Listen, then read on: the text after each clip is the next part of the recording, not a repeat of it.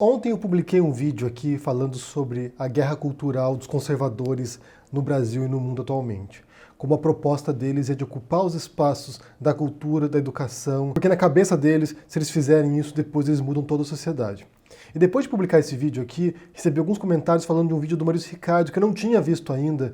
E depois eu fui assistir e foi incrível como coincidiu muita coisa ali. São vídeos que se complementam. Então vou deixar para vocês aqui no comentário fixado o link para o vídeo do Maurício Ricardo para vocês entenderem o que eu estou falando aqui, porque eu quero acrescentar algumas informações que me surgiram depois ao assistir o vídeo dele. Pois ele fala ali que é muito difícil você ter artistas conservadores, porque os liberais, isso no sentido norte-americano do termo, né, pessoas mais abertas a experiências, porque os liberais, eles realmente têm essa disposição para inovar, para criar coisas novas, para ter novas experiências, enquanto que os conservadores seriam pessoas mais fechadas em si própria, mais encerrados dentro de um mundo limitado. Eu já falei sobre alguns desses estudos aqui. Há dois autores principais que eu já mencionei, que são o Jonathan Haidt, que tem um TED Talk muito interessante sobre isso, também vou deixar para vocês a referência aqui no comentário fixado, que fala sobre essas predisposições mentais, né, mais conservador ou mais liberal. E quando ele fala sobre isso, né, conservador ou liberal, ele não se refere a posturas ideológicas ou filosóficas ou de teoria. Ele fala em relação a padrões mentais mesmo, de abertura ou de fechamento para experiências. E outro autor que também fala sobre isso é o John Jost, que eu já mencionei também aqui. Há vários estudos do John Jost no qual ele fala sobre essas questões, sobre essas predisposições mentais mesmo, psicológicas.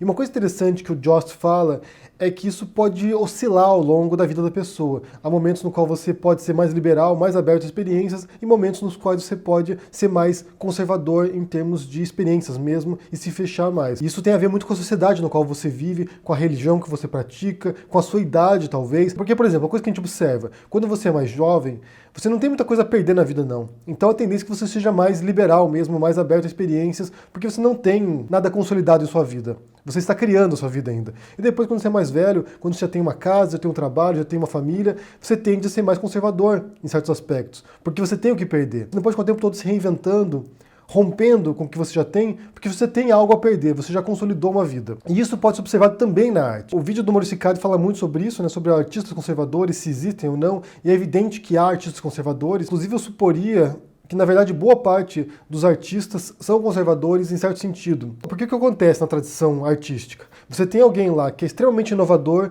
que vai lá e rompe com o passado, que rompe com a tradição, e depois essa pessoa cria uma escola. Então, por exemplo, vamos pensar na Renascença. Você tem grandes artistas que rompem com uma tradição medieval, de certo estilo artístico, e depois esses artistas criam uma tradição nova, e vários outros artistas que não são tão inovadores assim, vêm na cola desses inovadores. Daí você vai lá e cria uma tradição artística nova. Você tem um monte de artistas conservadores nesse sentido que mantêm essa tradição. Basta a gente pensar na música clássica, por exemplo. Você tem uma porção de concertistas, de maestros, de regentes, de músicos, que são conservadores, de certo modo, em termos de tradição artística. Eles estão lá tocando Bach, tocando Chopin, tocando Beethoven, tocando Liszt. Ou seja, eles não estão inovando em termos artísticos, eles estão reproduzindo uma música que foi feita 2, 3 séculos atrás. Embora sempre haja espaço para inovação, mesmo na tradição. Interessante porque no meu livro aqui, Um Cego em Buenos Aires, tem um capítulo no qual eu falo sobre isso. O personagem quer ser escritor e ele se depara, né, com essa barreira, com esse fantasma da tradição. Como é que eu posso ser inovador quando você tem uma longa tradição de grandes artistas, de grandes mestres da literatura, que foram realmente geniais, e eu tenho que me deparar com esse passado que me oprime? Você tem pessoas que criam, pessoas que inovam, que renovam, que transformam, e depois você fica ali nesse embate com a tradição, nesse embate com o passado, que é muito grandioso e que você jamais vai conseguir superar. E de fato, quando a gente observa a história da arte, você justamente percebe essa tensão entre renovação e entre conservar o passado, entre ser revolucionário e ser tradicionalista. Durante boa parte da história da arte, da humanidade também, o que você observa são pequenos incrementos no passado, na tradição. Então você tem artistas que vão construindo degrau a degrau a partir do passado, a partir daquilo que já havia anteriormente. Você só observa um espírito revolucionário a partir de um certo momento. Isso tem a ver com várias transformações históricas, sociais, que foram levando talvez esse espírito realmente de transformação radical. Porque isso não havia anteriormente. É até interessante que eu estou lendo esse livro agora, Relentless Revolution, que seria a Revolução Incansável, da Joyce Appleby, no qual ela fala sobre a história do capitalismo, né? E ela se indaga por que ocorreu essa transformação tão radical nos modos de produção, sendo que você tinha ao longo da história da humanidade sempre os mesmos padrões, desde a Revolução Agrícola, por exemplo. Então você tem, durante milênios, o ser humano vivendo do mesmo modo como vivia desde sempre. Porque em certo ponto você tem uma ruptura drástica. E outro autor que também trabalha com essa noção é o Eric Hobsbawm, no livro dele A Era das Revoluções, no qual ele fala justamente sobre isso, né? A Revolução Industrial e a Revolução Francesa como dois marcos que transformam de maneira radical a sociedade humana. E depois disso não tem mais volta. Você entra numa era e num processo de constantes transformações drásticas e revolucionárias. Mesmo quando a gente fala do artista individual também, o que você observa é que ninguém pode ser constantemente revolucionário. Bem, você tem alguns artistas que estão sempre se renovando, mas o que se observa geralmente é você ter um artista, em algum momento ele vai lá, entra num processo de ruptura com a tradição, cria algo inovador, e ele cria um estilo e se prende nesse estilo. Então esse artista vai lá e passa a sua vida inteira reproduzindo aquele momento brilhante que ele teve em algum momento. São raros os casos de artistas que estão constantemente se renovando. Você pode pensar no Picasso, por exemplo, que é um artista que sempre tem momentos de ruptura, ou os próprios Beatles, como menciona o Maurício Ricardo no vídeo dele, é uma banda que teve vários momentos de ruptura na carreira deles, em termos de produção, em termos de estética, em termos de estilo, mas geralmente quando você olha os compositores,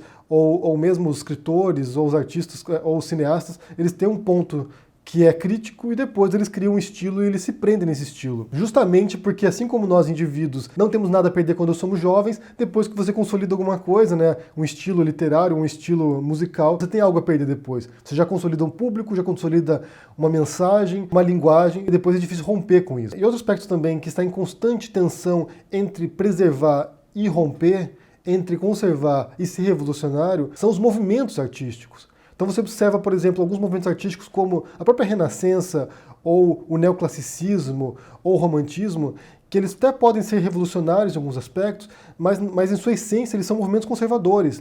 A Renascença, o neoclassicismo, eles olham para o passado greco-romano, para as formas greco-romanas, para o estilo da antiguidade.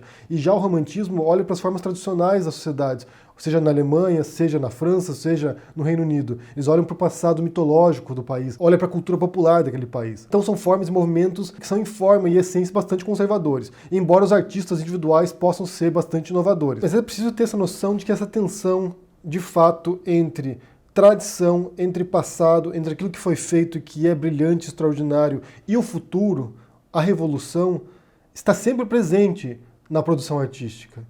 Você não pode desconsiderar o que foi feito antes, você não pode abandonar o passado, você não pode jogar no lixo tudo que foi feito. Você sempre está de olho no passado, sempre está de olho nos grandes artistas, nos grandes movimentos artísticos, na tradição literária, clássica, artística, musical, de pintura. Inclusive, se você tem pretensão de ser um escritor, de ser um artista, você tem que estar de olho no passado também.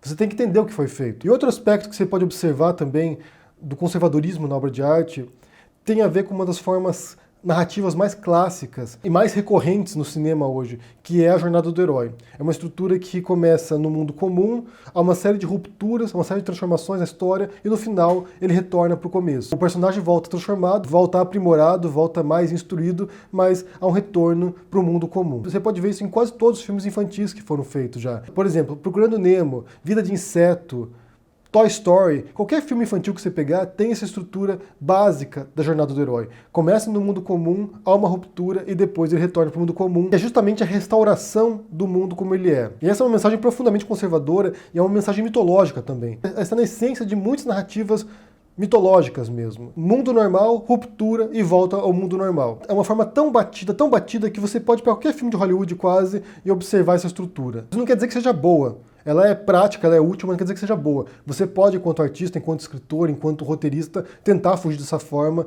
e é até saudável que você faça isso. Mas ela é muito comum no cinema, ela é muito utilizada, porque é uma estrutura que remonta a nossa mentalidade primitiva do ser humano, de advertência, de ensinar aos jovens os riscos da transformação e como o mundo comum é bom. Inclusive ontem o Meteoro Brasil publicou um vídeo no qual ele fala sobre os Smurfs e fala sobre a filosofia perennialista, que é antimodernidade, contra o mundo moderno. E ao falar dos Smurfs, ele fala justamente sobre isso, né? Essa rejeição à transformação, essa rejeição ao moderno, essa rejeição a qualquer tipo de transformação. Então eu repito, essa tensão entre passado e futuro, entre conservar e transformar, entre tradição e ruptura, ela está presente tanto em nós, indivíduos, pessoalmente, em nossa vida, nossa trajetória individual, na arte também, na sociedade no mundo como um todo. E são elementos essenciais na sociedade. Que você tenha pessoas que queiram preservar certos valores e pessoas que queiram mudar as coisas e avançar a sociedade. São necessárias essas forças. É inevitável que elas existam, é inevitável que elas colidam também, e é saudável que elas existam numa sociedade. O problema quando a gente critica conservadores no Brasil é que eles não são exatamente conservadores. Eles não seguem as melhores tradições filosóficas e de pensamento dos britânicos, por exemplo, quando trabalham com conservadorismo. O David Hume ou o Burke. Não, eles não fazem isso. Eles trabalham com uma noção extremamente reacionária de sociedade, bitolada, prejudicial, nociva. Eles são anti-conhecimento, eles são anti-inteligência, eles são anti-modernidade. Esse é o problema. O problema não é que haja conservadores no mundo, não é que exista uma tradição conservadora. O problema é que os conservadores brasileiros, eles são retrógrados, eles são reacionários, eles são anti-ciência, por exemplo. É uma coisa complicada. Mas é interessante esse debate porque ele está no cerne de nossa existência humana enquanto indivíduos, sociedade e enquanto artistas também. Eu vou deixar para vocês um comentário fixado, essa referência que eu mencionei aqui, vídeo do Maurício Ricardo, do Meteoro Brasil que eu mencionei também sobre os Smurfs, do TED Talk, do Jonathan Haidt. Confiram porque é muito interessante. É um debate que eu gosto muito.